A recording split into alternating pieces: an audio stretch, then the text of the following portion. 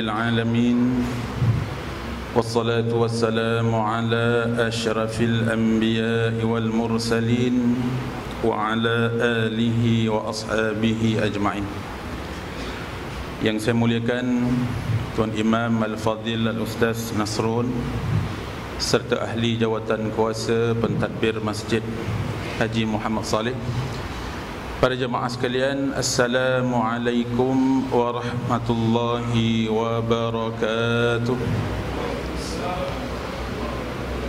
Alhamdulillah, kita mulakan dengan surah Al-Fatihah khusus buat junjungan kita Nabi besar Muhammad sallallahu alaihi wasallam, dan sekaligus kita membaca surah Al-Fatihah kepada Al-Habib Nuh Al-Habsyi wa Syekh Abdul Rahman wal Habib Abdul Rahman Al-Habsyi. Al-Fatihah. A'udzu billahi minasyaitonir rajim. Bismillahirrahmanirrahim. Alhamdulillah. Iyyaka na'budu wa iyyaka nasta'in. Ihdinas siratal mustaqim, siratal ladzina an'amta 'alaihim. Baik, alhamdulillah para jemaah sekalian.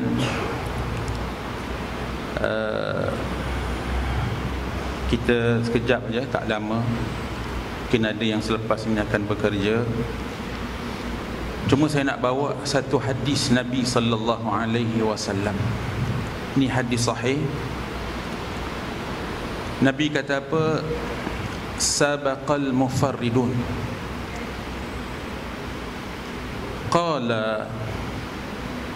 Qalu wa mal mufarriduna ya Rasulullah. Qala الذاكرون الله كثيرا والذاكرات أو كما قال. Dalam hadis ini yang bermaksud, kata Nabi, sabaqal mufarridun, ada sebahagian orang yang akan masuk dalam syurga dulu, kata Nabi. Sahabat bertanya, ya Rasulullah, siapa yang mereka yang dikatakan mufarridun ni ya Rasulullah? Mereka ini, kata Rasulullah, az-zakiruna, orang yang zikir, yang ingat akan Allah, kathira, banyak-banyak, waz-zakirat, sama ada orang yang berzikir ini laki-laki maupun perempuan, kata Nabi, orang ini akan masuk syurga lebih dulu. Tuan-tuan beruntung sebenarnya. Kita kalau banyak zikir ni, tuan-tuan, orang yang zikir ni, banyak zikir ni, orang ini terpilih akan masuk dalam syurga lebih dulu. Ini kata Nabi. Zikir yang macam mana? Itu yang kita biasa, zikir yang biasa selepas kita salat, kita akan zikir dipanggil al-baqiyatus salihat. Sahabat bertanya, ya Rasulullah, wa mal baqiyatus salihat? Apa ke benda pula ni yang dikatakan baqiyatus salihat? Baqiyatus salihat ini, kata Nabi, orang yang berzikir dengan bertasbih subhanallah, bertahmid alhamdulillah, bertahlil la ilaha illallah, bertakbir Allahu akbar. Kemudian dia sambung, wala haula wala quwwata illa billahil aliyyil azim. Tuan-tuan, tadi Tuan Imam Al-Fadhil Ustaz Nasrun selepas solat tadi kita dengar beliau berzikir subhanallah 33 kali, alhamdulillah 33 kali, Allahu akbar 33 kali. Ini 33 ni warid daripada Nabi. Selepas sembahyang, sama ada Nabi akan baca 10 kali ataupun 33 kali, tuan-tuan. Ini zikir yang dibuat oleh Nabi sallallahu alaihi wasallam. Tuan-tuan, bagaimana kita tahu zikir ini daripada Nabi? Itu sebab ada yang mengatakan lepas sembahyang zikir sendiri-sendiri, tuan-tuan. Okeylah, mungkin ada kata ulama, tapi ini hadis sahih. Nabi lepas sembahyang dia berzikir ni dengan suara yang macam mana? Keluarkan suara. Kalau kita fikir, tuan-tuan, bagaimana sahabat ni boleh tahu yang Nabi ni zikir selepas solat 33 kali, subhanallah, alhamdulillah 33 kali, Allahu akbar 33 kali? Sebenarnya Rasulullah ni selepas solat dia jaharkan, keluarkan suara. Tu yang ada kata Nabi lepas solat tidak pernah keluarkan suara, berzikir ramai-ramai, tak pernah. Tuan-tuan bayangkan bagaimana sahabat ni dia tahu bila mana selepas solat saja Nabi berzikir, sebab dia dengar. Sahabat ni bila mana Rasulullah sembahyang dia dengar, tuan-tuan, apa yang dibaca oleh Nabi. Bermakna Nabi pun berzikir secara jahar, keluarkan suara. Saya boleh tunjuk hadisnya, tuan-tuan. Mungkin ini biasa kita dengar. Biasanya mungkin mana-mana kalau kita sembahyang dekat masjid luar daripada Singapura, ada negeri-negeri daerah, lepas beri salam saja zikir betul, tapi sendiri-sendiri. Alasan mereka mengatakan Nabi tidak zikir ramai-ramai. Tuan-tuan, kalau dalam hadis yang saya bacakan, hadis ini Nabi zikir, keluarkan suara sehingga sahabat boleh dengar apa yang dibaca oleh Nabi sallallahu alaihi wasallam. Jadi siapa yang ikut sunnah sebenarnya? Kita yang ikut sunnah, tuan-tuan. Orang yang berzikir dengan bacaan keluarkan suara, inilah orang yang ikut sunnah, sebab Nabi buat macam ni. Ni sungguh, tuan-tuan. Ada hadis, kalau tuan-tuan nak tengok saya boleh tunjukkan hadis bahawasanya Rasulullah dia berzikir dengan keluarkan suara. Saya pernah suatu ketika, tuan-tuan, di suatu masjid, bila mana lepas saja sembahyang ada satu jemaah ni orang Pakistan lah. Dia cakap baik-baik dengan saya, Tuan Imam, kata dia nak beritahu lah. Dia nak beritahu lepas sembahyang biasanya kalau negeri Pakistan ni mereka sendiri-sendiri zikir. Kenapa di Singapura ni kena kuatkan? Sebab kalau kuatkan zikir mengganggu orang sembahyang ni, kata dia. Dia kata saya pernah tak baca hadis, satu hadis mengatakan bahawa kalau orang itu sembahyang ada yang baca Quran, berhenti dulu baca Quran habis orang sembahyang. Memang ada hadis tu, tuan-tuan. Kata saya, kita di Singapura ni dah terbiasa dalam keadaan yang macam ni. Kata saya, kita tak mengganggu. Lepas sembahyang saja, tengok jamaah kita di Singapura ni, kita ramai-ramai sama-sama dengan imam. Mungkin ada yang makmum ni tadi jahil, yang tak tahu lepas sembahyang beri salam nak buat macam mana. Jadi imam tu keluarkan suara ni dengan zikir. Jadi dia boleh ikut, tinggal ikut saja. Kemudian imam baca doa, ada jemaah mungkin yang jahil tak tahu nak baca doa, tinggal jemaah tu aminkan saja apa yang dibaca oleh imam. Sebab apa yang imam baca dan doa diaminkan oleh makmum, sama-sama dapat pahala, saya kata. Oh, kita tak terbiasa keadaan kita di sana. Itu keadaan awak, tapi kita dah terbiasa. Kita dekat Singapura ni lepas beri salam kita akan doa, kita akan baca doa sama-sama. Kita rasa itu lebih baik. Kita kumpulkan jamaah lepas sembahyang, lepas baca doa, bersurai. Oh, okeylah, dia pun tak kalau gitu kata awak punya cara awak di Singapura gini, okeylah, dia pun faham. Cuma waktu itu saya belum dapat lagi hadis ni, tuan-tuan. Hadis yang mengatakan Rasulullah pun zikir secara jahar, menyebabkan jamaah yang di belakang tu boleh dengar apa yang dizikir oleh Nabi sallallahu alaihi wasallam. Maka itu, tuan-tuan, Al-Baqiyatus Salihat ni, zikir yang kita baca ni tadi, subhanallah, dengan tasbih, dengan tahlil ni, saya nak bawa satu kisah. Satu kisah ni yang berlaku pada Nabi Sulaiman alaihi salam. Kita tahu sejarah tentang Nabi Sulaiman ni. Nabi Sulaiman ni dia nabi seorang, dilantik oleh Allah menjadi malik, raja. Nabi Sulaiman ni bin Daud alaihi salam. Bapa dia Nabi Daud alaihi salam. Itu dipanggil orang-orang Nasrani dipanggil David. Orang-orang Yahudi panggil David. Sulaiman ni Salamun, betul? Salamun. Sulaiman. Nabi Daud ni pun raja juga. Tapi Allah Ta'ala berikan kepada Nabi Sulaiman seorang raja yang cukup luar biasa. Hebat. Nabi Sulaiman ni cukup hebat. Rakyatnya bukan hanya di kalangan manusia, rakyatnya di antaranya ialah binatang-binatang. tumbuh-tumbuhan, para jin. Hebat ni. Itu sebab pembangunan, kalau kita pergi di Baitul Maqdis, Masjidil Aqsa, di bahagian bawah ni ada tiang. Tiang dia besar 3 kali ganda daripada tiang masjid ni. Itu peninggalan, dikatakan peninggalan daripada zaman Nabi Sulaiman, dan Nabi Sulaiman arahkan para jin untuk buat tiang istana. Dan tiang itu, batu-batu yang dibuat tiang ni asalnya daripada mana? Dibawa para jin, dibawa cari batu di dasar yang paling bawah, dasar laut yang paling bawah, lautan paling bawah sekali. Dia cari batu atas perintah Nabi Sulaiman alaihi salam. Hebat ni Nabi Sulaiman. Nabi Sulaiman satu ketika dia kerahkan rakyat dia. Rakyat dia bukan manusia, bukan saja manusia, bukan saja binatang, bukan saja jin, bukan saja haiwan, bukan saja tumbuh-tumbuhan, tak. Ini semua ni. Satu ketika dia kumpulkan rakyat dia,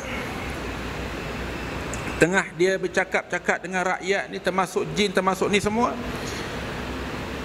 tiba-tiba meleleh air mata Nabi Sulaiman alaihi salam. Meleleh, tuan-tuan. Seorang raja, seorang yang cukup hebat, seorang nabi. Ini yang kita nak cerita ni, baqiyatus salihat. Sebab amalan kita ni, tuan-tuan, yang akan kekal ni, amalan seperti inilah. Dengan zikir kita, dia akan bawa sampai ke mana? Sampai ke syurga, sampai ke akhirat. Dengan amalan yang kita buat sedikit saja, berkekalan sampai akhirat. Nabi Sulaiman alaihi salam ketika dia bercakap dengan rakyatnya, tiba-tiba melelehkan air mata. Sebab apa dia melelehkan air mata? Aku menjadi raja kepada kamu semua cuma sementara saja. Sementara saja, tuan-tuan. Kita tengok berapa lama Nabi Sulaiman ni jadi raja, tuan-tuan. Berapa lama hebatnya Nabi Sulaiman ni jadi raja. Itu pun Nabi Sulaiman kata, aku tidak lama jadi. Tidak selama-lamanya aku akan menjadi raja seperti ini. Aku akan habis juga. Aku akan ditarik nyawa oleh Allah juga. Tapi kata Nabi Sulaiman, inilah amalan al-baqiyatus salihat. Amalan yang macam inilah yang boleh menjadi kekal. Tidak seperti aku. Aku jadi raja sementara je, berapa lama saja. Mungkin cerita aku, sejarah aku, dia cerita oleh umat-umat nanti. Peninggalan harta yang mungkin hebat pada waktu zaman aku mungkin akan hilang begitu saja. Malahan sekarang ni orang cari-cari harta dia. Korek lagi di bawah Masjid Baitul Maqdis, Masjidil Aqsa. Korek, cari kalau ada kod-kod, kalau ada peninggalan harta-harta yang daripada dulu zaman Nabi Sulaiman. Menangis, tuan-tuan. Seorang raja, seorang nabi melihatkan ini. Maknanya amalan ni, amalan yang kita buat hanya seketika saja, tak lama, tuan-tuan. Itu sebab, tuan-tuan, kalau sembahyang sama-sama dengan imam, sama-sama dengan imam, cuba ambil peluang, lepas beri salam, zikir. Kita tengok imam tak lama, zikir tak lama mana. Kita sembahyang ni Zuhur paling-paling berapa lama, tuan-tuan? Paling-paling 7 minit. Tambah dengan zikir tadi, paling-paling 10 minit saja kita dengan Allah Subhanahu Wa Taala. Maaf katalah, kalau saya tanya kita ni kalau masuk tandas ni lagi lama daripada kita duduk sembahyang, tuan-tuan. Kalau saya tanya seorang-seorang, Tuan Haji berapa lama masuk tandas? Saya biasa masuk Ustaz 15 minit. Tanya seorang lagi, saya 20 minit. Seorang lagi, saya lambat sikit, Ustaz, setengah jam. Yang ada sampai setengah jam. Baru-baru semalam saya tanya seorang perempuan, seorang makcik, seorang ibu, Jah, kalau ajar masuk toilet berapa lama? Biasa Ustaz saya masuk ni 40 minit. Masya Allah, 40 minit nasi pun boleh masak. Lauk asam pedas pun kalau kita jerang tu dah boleh masak dah. Dengan Allah yang hanya 5 minit pun kita tak boleh nak lakukan, bagaimana? Ambil peluang ni, tuan-tuan. Sebab ni bukan sia-sia. Sembahyang satu, kalau kita sembahyang berjamaah tak sia-sia, pahala ni cukup hebat. Itu yang kata Nabi, sab'a wa ishrina darajah, 27 darajat orang yang sembahyang berjamaah. Bagaimana 27 darajat ni? Gini saja. Sahabat pernah bertanya Rasulullah, ya Rasulullah, ni satu darajat yang Allah Ta'ala bagikan berapa banyak, berapa besar ya Rasulullah? Satu darajah saja, kata Nabi, antara bumi dan langit. Tuan-tuan, beritahu saya siapa manusia yang dah sampai ke langit? Bulan pun, itu pun manusia boleh sampai ke bulan, tapi tak boleh lama tinggal sana. Paling-paling telefon, cepat-cepat, turun. Orang bulan yang dah ada sampai bulan pun dia kata, ish, tak boleh tahan dekat bulan ni, nak turun lah. Rindulah dengan isteri, rindu dengan anak-anak, makan cepati rindulah. Lama sangat kat bulan, nak makan perata mutabak turun. Lepas turun, dia orang tak nak naik lagi.